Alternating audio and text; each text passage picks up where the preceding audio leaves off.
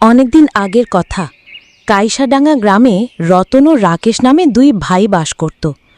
বড় ভাই রাকেশ ব্যবসা করত, তার বেশ টাকা পয়সা ছিল। অন্যদিকে ছোট ভাই রতন কৃষিকাজ করত, তার টাকা পয়সা খুবই কম ছিল।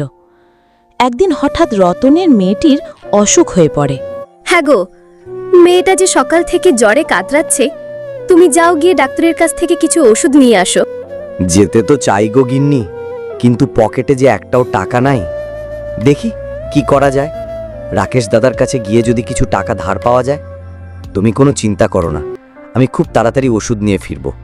তারপর রতন দুঃখ ভারাক্রান্ত মন নিয়ে তার বড় ভাই রাকেশের বাড়ির উদ্দেশ্যে রওনা দিল। বলছি দাদা, আমার মেয়েটা হঠাৎ অসুখ হয়ে পড়েছে, হাতে একটা টাকা পয়সা নেই। যদি কিছু টাকা ধার দিতে পারো, আমি 2-1 দিনের মধ্যেই দিয়ে দেব। আমার হাতেও খুব একটা টাকা নাই বুঝলি, কয়েকটা টাকা আছে। তাও তোর বৌদি কয়েকদিন থেকে বায়না ধরেছে গয়না কিনে নিবে। আজ তোর বৌদিকে বাজারে নিয়ে যাব গয়না কিনে দিতে। তুই কিছু মনে করিস না। না না দাদা, রাগ করার কি আছে? তুমি তোমার টাকা দিয়ে তোমার বউকে গয়না কিনে দিবে নাকি অন্য কিছু, এটা তোমার ব্যাপার। আমার রাগ করার কি আছে? দেখি গিয়ে অন্য কোথাও টাকা জোগাড় করতে পারি কিনা। তারপর রতন মন খারাপ করে সেখান থেকে চলে গেল।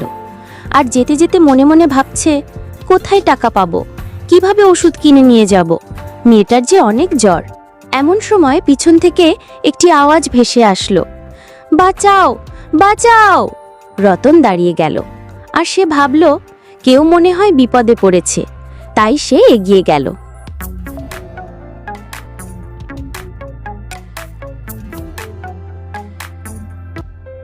ভুতুরে গ্রাম নাকি এটা? কাউকে যে দেখছি না। কে এমন চিৎকার করে ডাকলো?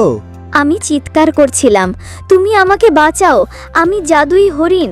আমাকে এক দুষ্টু তান্ত্রিক তার জাদু তন্ত্র দিয়ে গাভী বানিয়ে রেখে দিয়েছে, আর বলেছে যতদিন না আমার দুধ কোনো অসহায় গরিব অসুস্থ মানুষ পান করবে, ততদিন আমি আগের অবস্থায় ফিরে যেতে পারবো না। তাই তুমি আমাকে সাহায্য করো।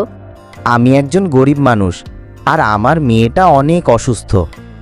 তো তোমার দুধ নিয়ে গিয়ে আমার মেয়েকে খাওয়ালে তুমি কি আগের রূপে ফিরে যেতে পারবে? হ্যাঁ, তাহলে অনেক ভালো হবে। তোমার মেয়ে সুস্থ হয়ে যাবে, আর আমিও আমার আগের রূপে ফিরে যেতে পারবো। তোমাকে অনেক ধন্যবাদ। তাড়াতাড়ি করো, না হলে আবার দুষ্টু তান্ত্রিক চলে আসবে।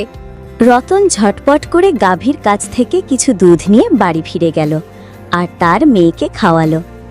এখন তার মেয়ে অনেক সুস্থ হয়ে উঠেছে, খেলাধুলা করছে। ওদিকে গাভীটি তার আগের রূপে ফিরে মনের সুখে বনে জঙ্গলে ঘুরে বেড়াচ্ছে। বন্ধুরা, ভিডিওটি ভালো লাগলে অবশ্যই একটি লাইক, কমেন্ট ও শেয়ার করতে ভুলবেন না।